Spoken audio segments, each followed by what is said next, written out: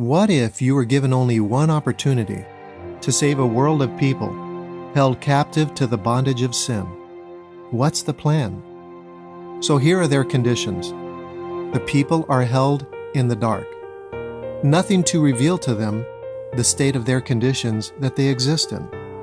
All things that they design, made by their hands, are based in vanity, keeping all of their desires focused on the appeal to the flesh.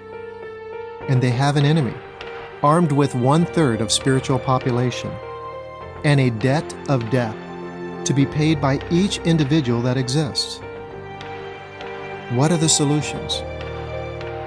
Without light, man can choose what is right in his own eyes, satisfy the desires of the flesh by turning things of vanity into a form of worship.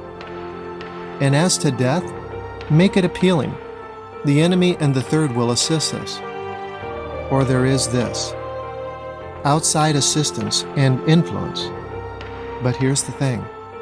All influence from the outside that assists you are involved only by invitation. It is your free will. Jesus will knock, but you must answer. And the physical body will only be convinced by another physical influence.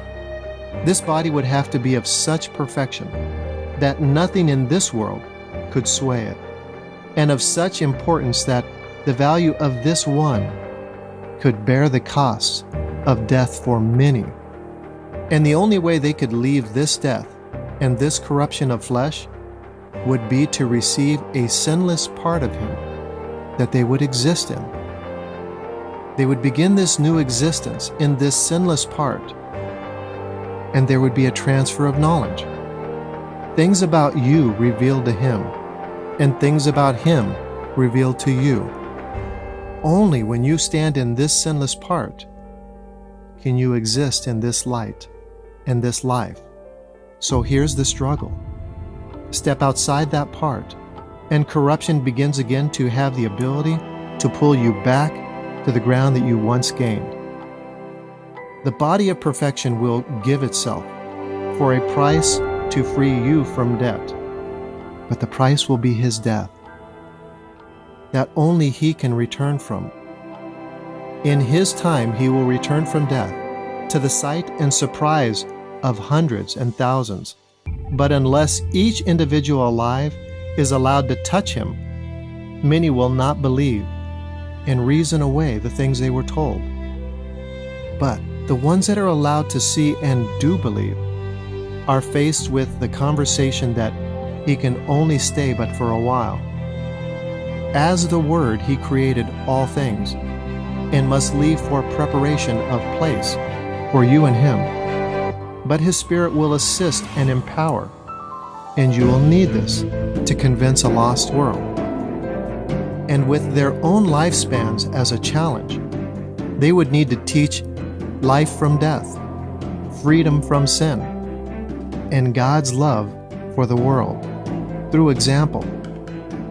And the only way to stop this lesson would be to stop the examples.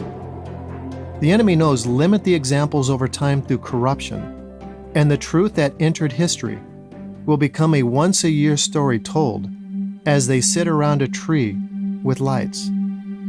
The truth becomes a gray area. The light becomes dim, and everyone that once was awake can now return to sleep again. But this is not the end. What if you are different?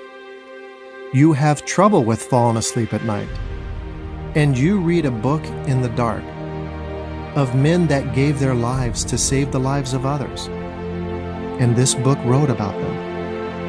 And rather than searching for those few remaining perfect examples, you read and read and read and become led by that one perfect example that will change the lives of many.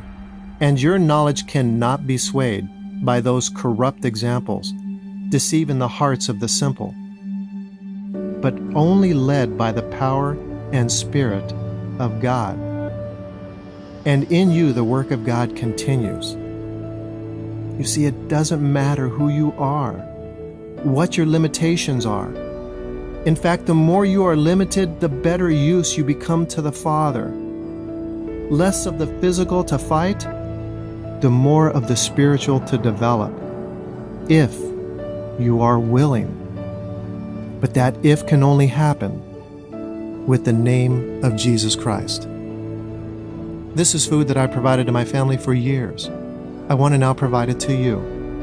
I hope you'll share it with a friend. If you like it, I'll provide more. Thank you for listening, and God bless you.